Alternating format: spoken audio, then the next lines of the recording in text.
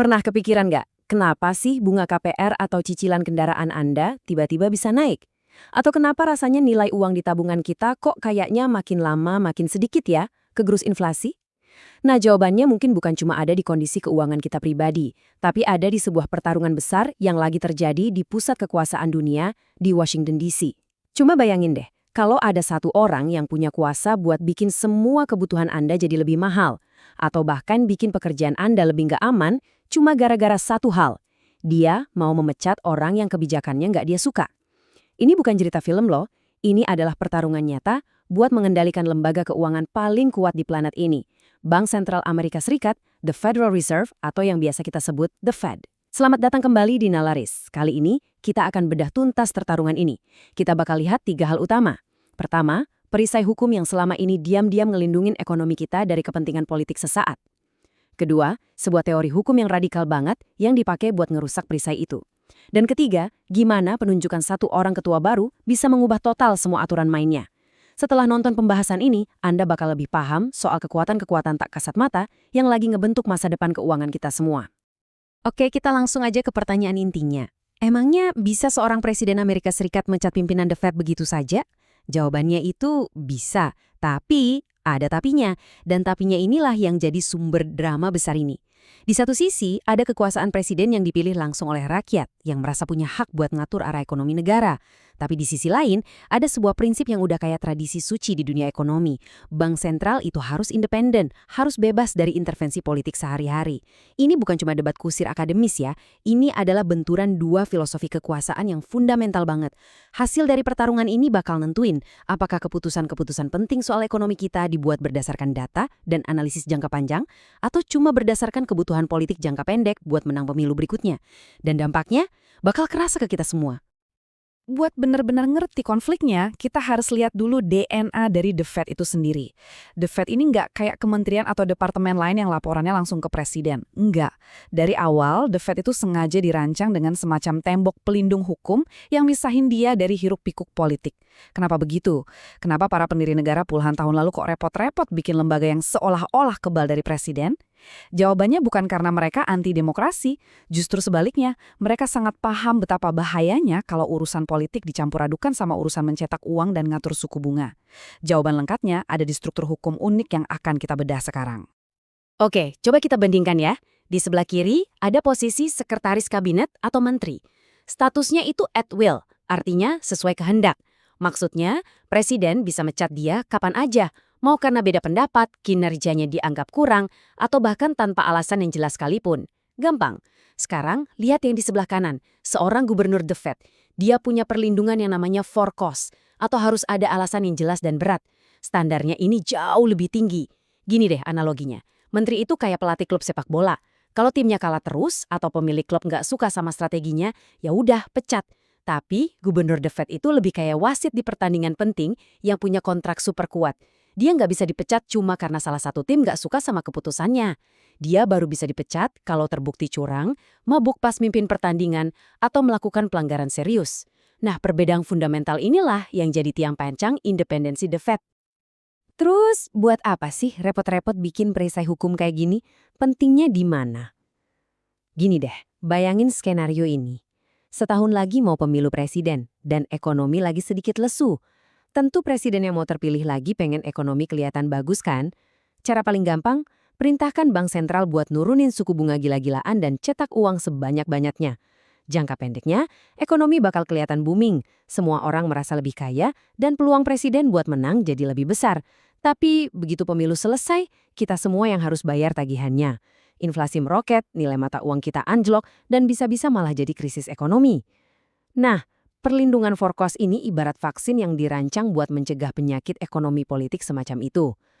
Perlindungan ini ngasih gubernur The Fed keberanian buat bilang tidak ke presiden dan mengambil keputusan yang mungkin nggak populer sekarang, tapi benar buat kesehatan ekonomi jangka panjang. Jadi bisa bayangin kan, apa yang bakal terjadi kalau perisai ini sampai hancur? Jadi selama puluhan tahun, di Washington itu ada semacam aturan main tak tertulis. Presiden mungkin aja nelpon ketua The Fed buat ngobrol, tapi mereka hampir nggak pernah mengkritik The Fed di depan publik. Ada semacam kesepakatan diam-diam bahwa menyerang independensi bank sentral secara terbuka itu sama aja kayak menggoyang kepercayaan pasar keuangan seluruh dunia. Nah, tradisi yang udah puluhan tahun ini mulai digerus. Presiden Trump dengan sangat vokal dan berulang kali lewat media sosial dan wawancara nyerang ketua The Fed waktu itu, Jerome Powell. Alasannya karena Powell dianggap kurang cepat menurunkan suku bunga. Ini adalah sesuatu yang belum pernah terjadi sebelumnya di era modern. Dia bukan cuma melanggar etika, tapi secara aktif ngetes batas-batas sistem itu sendiri.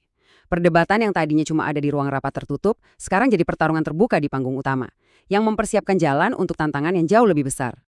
Nah, pertanyaannya, kalau hukumnya jelas-jelas melindungi The Fed, kok bisa diserang? Gimana caranya para penantang ini punya dasar hukum buat ngelakuin itu?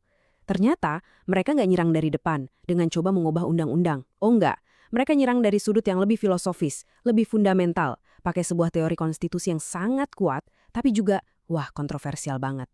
Inilah senjata intelektual yang mereka pakai, teori eksekutif uniter. Teori ini sebenarnya udah lama ada, tapi sekarang dipakai dengan cara yang bisa mengubah total peta kekuasaan di Washington. Apa sih sebenarnya teori eksekutif uniter ini? Kita coba sederhanakan ya. Para pendukung teori ini berpegang teguh pada satu kalimat di Konstitusi Amerika. Kekuasaan eksekutif akan berada pada seorang presiden. Mereka menafsirkan kalimat ini secara super harfiah.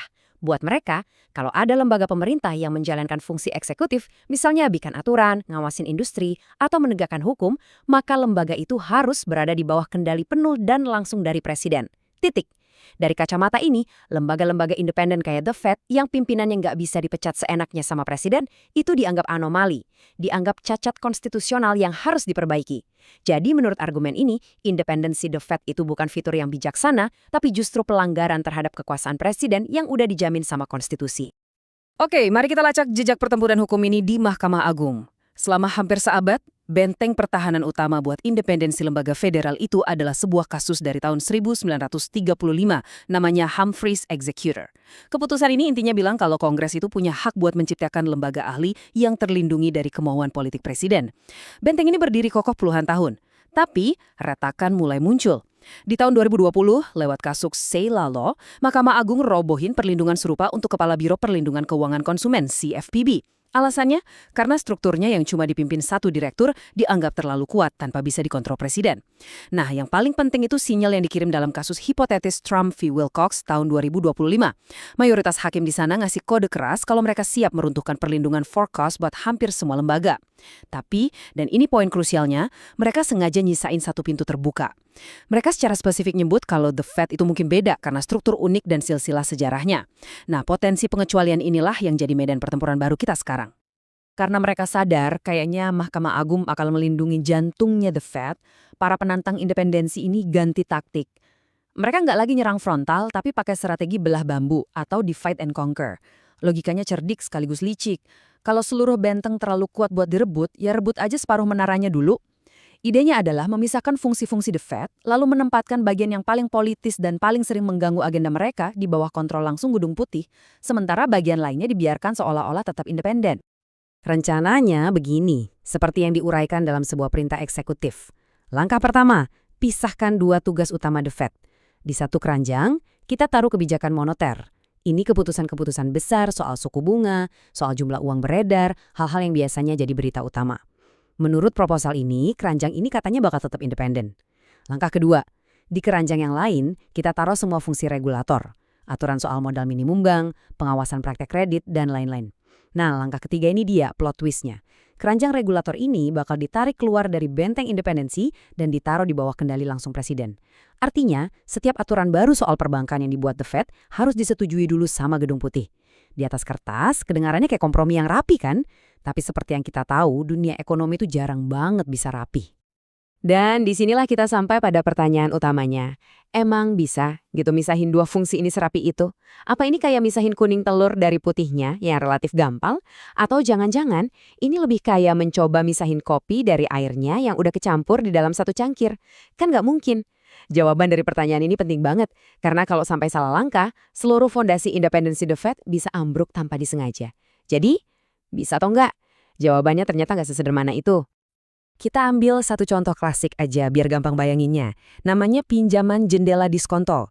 Bayangin ada sebuah bank, kita sebut aja Bank Nalaris, lagi butuh duit tunai cepat. Dia datang ke The Fed buat minta pinjaman darurat.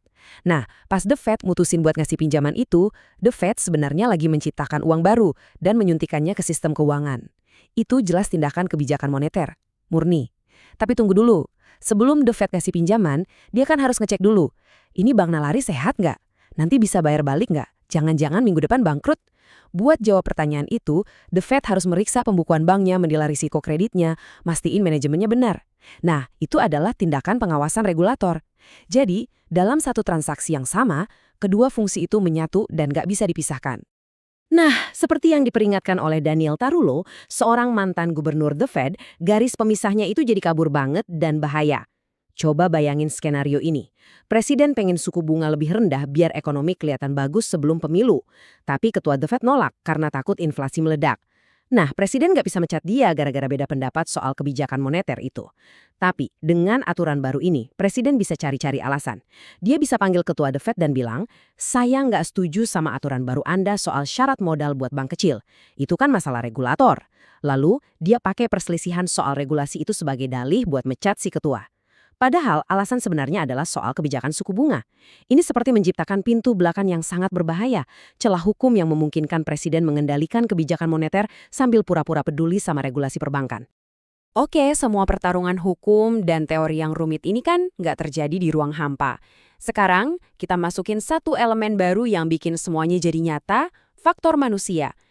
Ada satu tokoh sentral yang penunjukannya bisa jadi titik balik dari seluruh drama ini. Dengan masa jabatan ketua Jerome Powell yang bakal segera berakhir, semua mata di dunia keuangan sekarang tertuju pada satu pertanyaan, siapa penggantinya dan apa agendanya?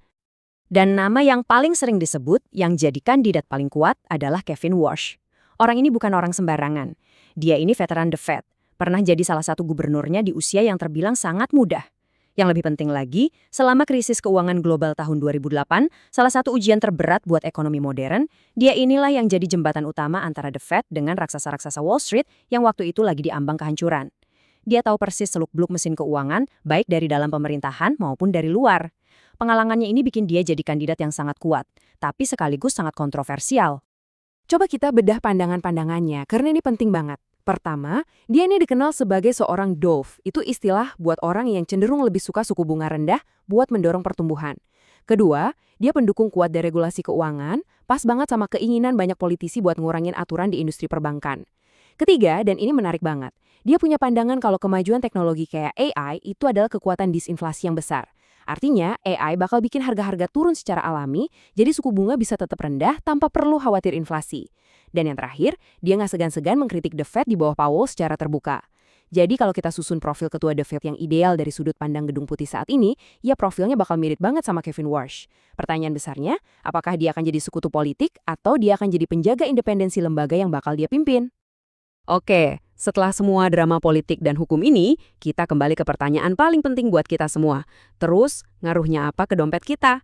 Apa artinya punya The Fed yang dipimpin oleh Kevin Warsh yang mungkin ada di bawah tekanan politik yang lebih besar dari sebelumnya buat pasar saham, buat cicilan KPR kita, dan buat masa depan ekonomi global?